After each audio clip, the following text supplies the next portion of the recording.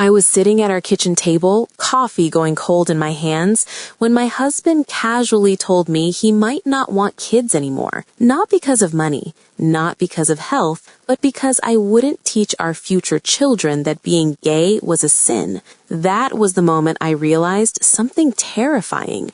I didn't marry the man I thought I did. If you've ever trusted someone completely, only to find out they were hiding who they really were, this story is going to hit close to home. Hit like, subscribe, and buckle up, because this is a story about betrayal, control, and the most unexpected kind of revenge. Let me rewind. Before we got married, I did everything right. And when I say everything, I mean everything. I didn't just ask the big questions. I engineered them. I built a massive spreadsheet, color-coded, tabbed, obsessively organized. Over 250 questions pulled from marriage counselors, psychology books, religious discussions, financial advisors, podcasts, anything I could find that warned couples about invisible deal breakers. Finances, children, politics, religion, sex, morality, end-of-life decisions.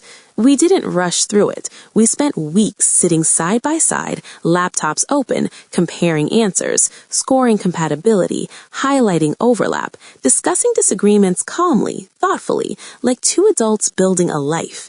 He laughed sometimes. "Babe," he'd say, smiling, shaking his head, "you already know my answers." And I thought I did. We weren't identical, but we aligned where it mattered. Moderate politics, live and let live morality, no religious extremism, kids someday, absolutely.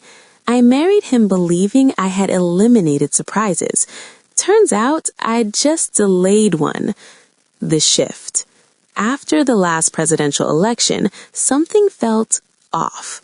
Not dramatic, not overnight, just little comments, talking points that sounded rehearsed, foreign policy rants that didn't sound like him, sudden admiration for politicians we'd previously criticized together. Then came the bombshell conversation. He wanted to move to Florida or Texas. I froze. We'd been talking about kids, pregnancy, my health. I said very calmly, "I don't feel safe being pregnant in a state with abortion bans." He shrugged. He said he didn't think abortion bans were a big deal, that there should be exceptions for medical necessity, that it probably wouldn't affect us. The lack of empathy landed like ice water down my spine. This wasn't just politics. This was my body, my life. Still, I tried to believe it was just a difference of opinion, until that morning. The conversation that changed everything. We were talking logistics, birth control removal, timing, careers. He'd been obsessed with the idea of being a dad. Our friends joked about it constantly. If he had his way, they'd laugh, you'd already be pregnant. He talked about teaching a kid to ride a bike, about bedtime stories, about Christmas mornings. So when he said, "Actually, there's something we need to talk about," my stomach dropped. He wouldn't look at me. He said he was worried about having kids with me because we were unequally yoked.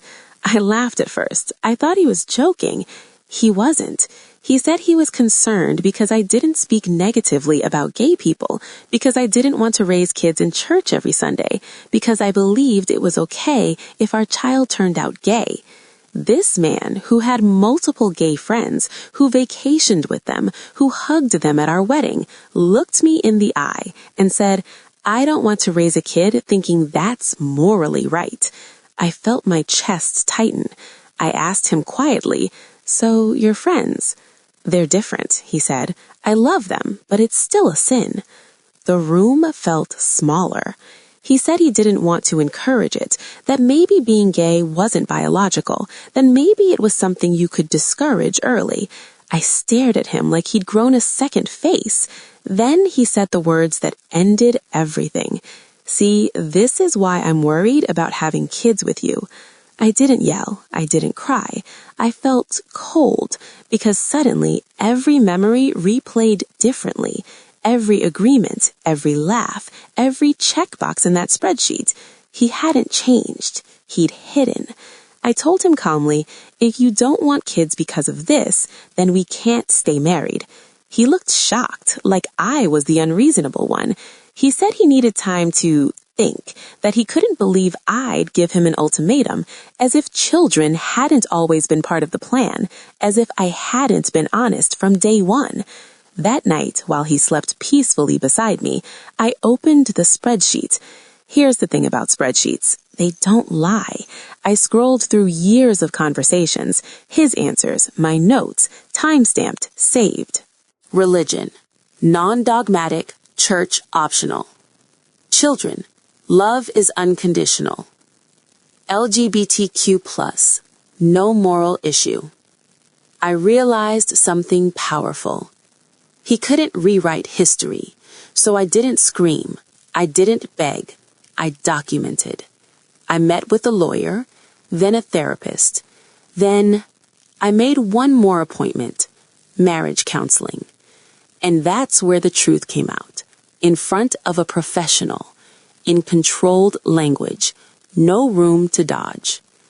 When the counselor asks about values, I opened my laptop, read his own words back to him, watched his face drain of color. When we separated, he tried to spin the narrative, told friends I was anti-faith, that I'd changed. So I shared the spreadsheet. Not publicly, not cruelly, only with people who mattered. His parents, our close friends, receipts don't argue. And suddenly, the silence around him was deafening. The revenge wasn't ruining him. It was refusing to let him rewrite me. Sometimes justice isn't loud. Sometimes it's documented, undeniable truth.